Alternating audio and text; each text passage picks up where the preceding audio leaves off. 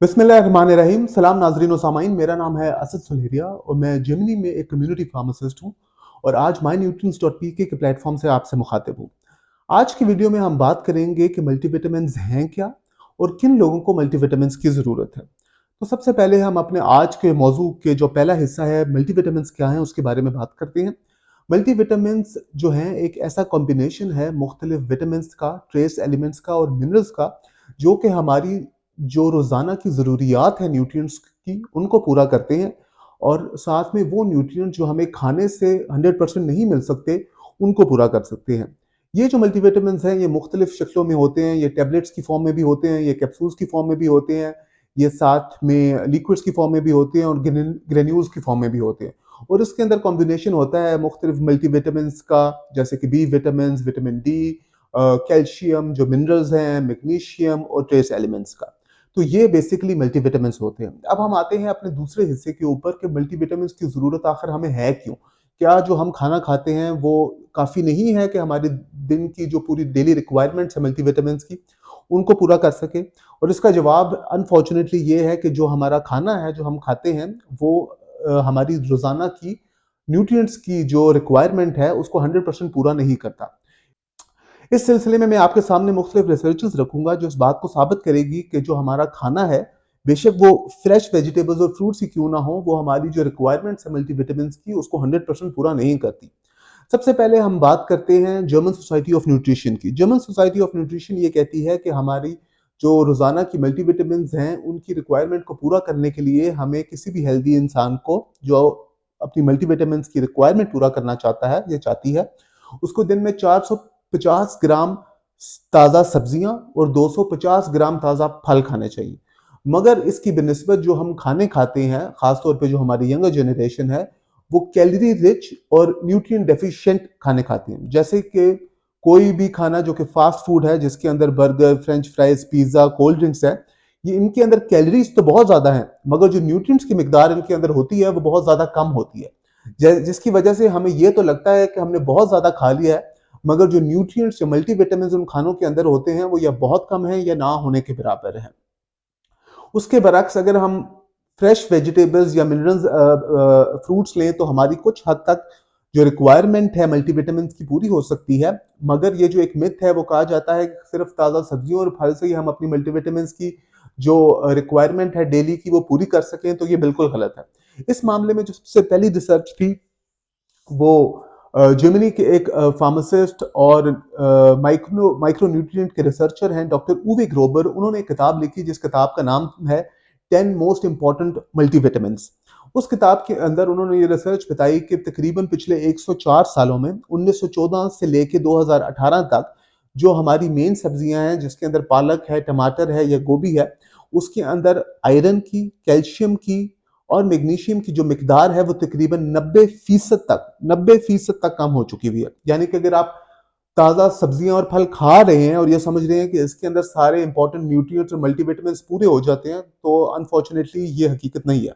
इसके साथ एक दूसरी रिसर्च जो अमेरिकन सोसाइटी ऑफ हॉर्टिकल्चर ने की, उन्होंने ये बताया कि मुख्तलिफ खानों के अंदर से जो न्यूट्रिएंट्स की मिकदार है, वो कम हो चुकी हुई है। जैसे कि जो बी विटामिन हैं, वो 40% तक कम हो चुके हुए हैं, विटामिन सी 18% तक कम हो चुके हैं और विटामिन ए जो है वो तकरीबन 15% तक कम हो चुका हुआ है हमारे खानों के अंदर से।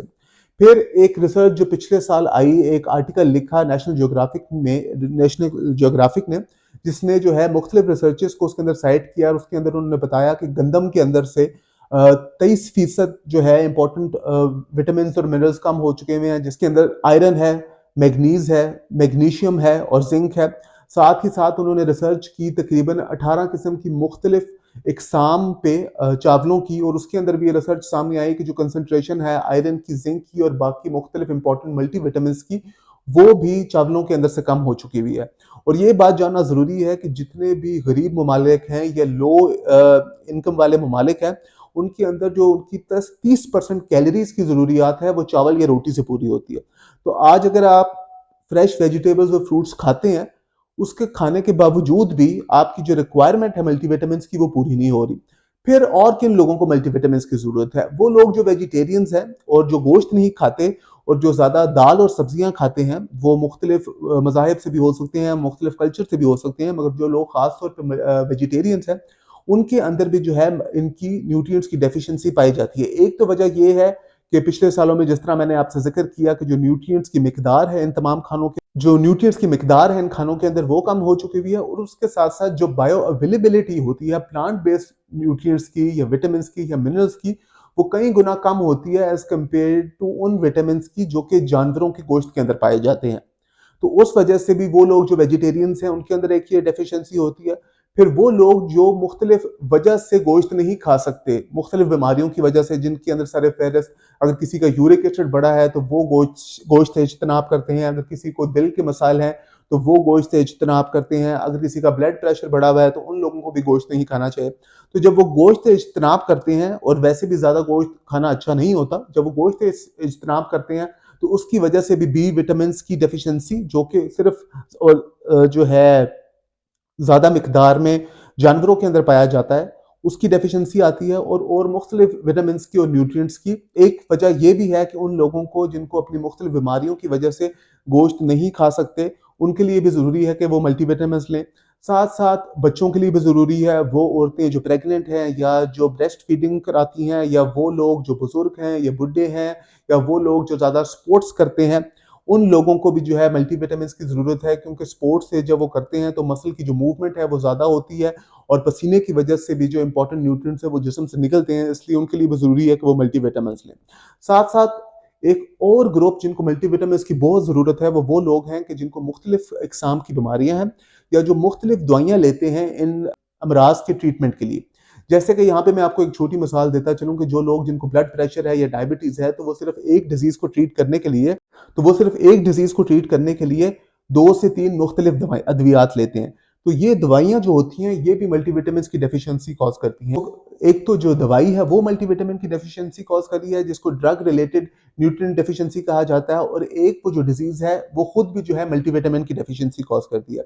इस जैसे कि यहाँ पे इस चीज़ के बारे में मैं आपको एक मिसाल देता चलूँ कि अगर किसी को डायबिटीज़ है, तो वो लोग जो डायबिटिक्स होते हैं वो अमूमन आम लोगों की निस्बत ज़्यादा पेशाब करते हैं, या वो ज़्यादा उनको यूरिन आता है। जब वो ज़्यादा यूरिन करते हैं तो उसकी वजह से सिर्फ जिस्म में से पानी नहीं निकलता, बल्कि जो वाटर सॉल्युबल मल्टीविटामिन्स होते हैं, खास तौर पे जो बी विटामिन्स हैं वो वाटर सॉल्युबल होते हैं, या जिंक एक ट्रेस एलिमेंट है,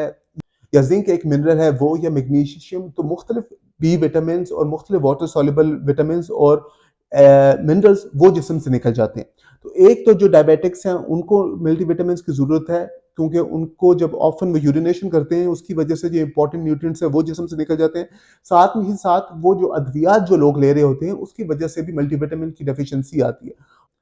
तो ये जो मुख्तलिफ अद्वियात हैं ये कहीं ना कहीं मल्टीविटामिन की डेफिशिएंसी कॉज करती है। जिस तरह एक मैंने आपसे जिक्र किया, एक तो डिजीज की वजह से भी मल्टीविटामिन की डेफिशिएंसी कॉज होती है, साथ में जो दवाई है उसकी वजह से भी मल्टीविटामिन की डेफिशिएंसी कॉज होती है। जैसे कि जो फर्स्ट लाइन ऑफ ट्रीटमेंट है डायबिटीज का वो है मेटफॉर्मिन। तो वो लोग जो अक्सर कई सालों से मेटफॉर्मिन पे होते हैं, या अगर एक साल से ज्यादा मेटफॉर्मिन ले रहे हैं, तो उस मेटफॉर्मिन की वजह से भी मुख्तलिफ मल्टीविटामिन की डेफिशिएंसी बॉडी के अंदर कॉज होती है, जिसके अंदर सर फहरिस्त जो विटामिन है